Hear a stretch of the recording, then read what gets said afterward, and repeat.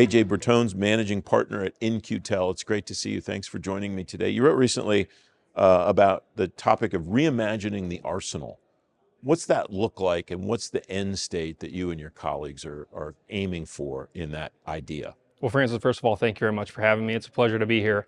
I think in a sentence, the defense industrial base that we have today was built for yesterday's war, and it is not going to enable us to win tomorrow's. And there are a few big things that are happening right now. First of all, from a technology perspective, technology is evolving at breakneck speed, and it's happening across a number of different technology domains that are relevant to national security. On that point, this evolution in technology, it is informing an evolution in the way that war is being waged. And so there's a bit of a flywheel effect that's occurring here, where then changes to modern warfare are informing changes to technology. And all of this is spinning very quickly, and it's continuing to accelerate. That dynamic is not something that the defense industrial base has had to deal with before.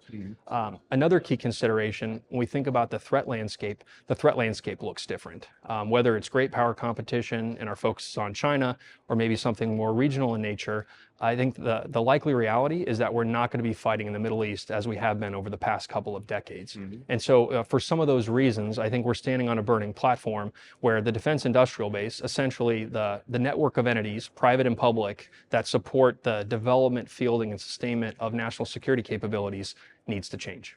In warfighting over the centuries, some pretty innovative things have happened when they've been forced to happen by the burning platform, as you just described. How would you like to see your colleagues, the defense industrial base more broadly, the national security community, leverage that as an opportunity instead of see it as an obstacle? Yeah, and so In-Q-Tel, we're investing in emerging technology startups and really acting as the front door for them to come into the defense industrial base. And post-investment, we're working with them to become effective, value-additive members of the defense industrial base. And so we see this routinely through our investment work.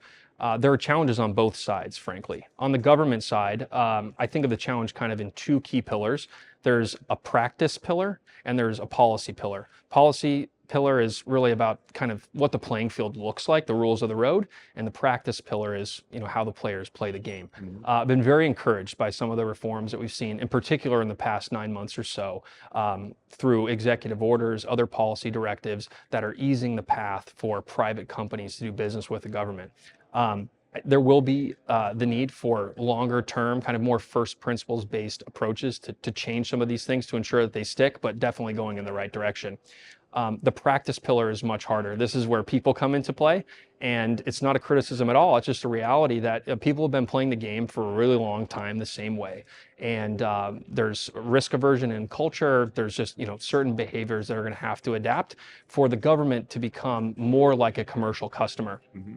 On the industry side, and this is something that In-Q-Tel helps with through our investment model, companies don't have great visibility on the problems that exist across the national security community.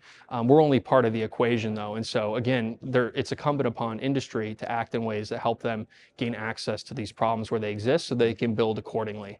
All things considered, I'd say it's a very exciting time. Both sides of the equation seem to be making positive progress to coming together, and we're very optimistic that we're setting up to make the changes that need to be made. One of the criticisms that especially startups and smaller companies have